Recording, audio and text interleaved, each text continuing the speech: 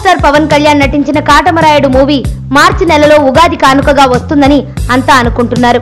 మరికొంతమంది అయితే ఉగాది కంటే ముందే వస్తుందని భావిస్తున్నారు.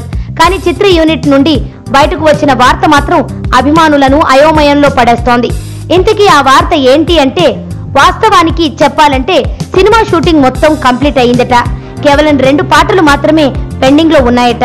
దాదాపు సినిమా అంతా కూడా రామోజీ ఫిలిం సిటీ రామానాయుడు స్టూడియోలో షూటింగ్ జరపడంతో దానికి భారీగా విజువల్ ఎఫెక్ట్స్ అందించాలి. అందుకే ఇప్పుడు ఆ పనిని త్వరగా ఫినిష్ అవ్వడానికి అనుకున్న దానికంటే ఎక్కువ సమయం పడుతోంది.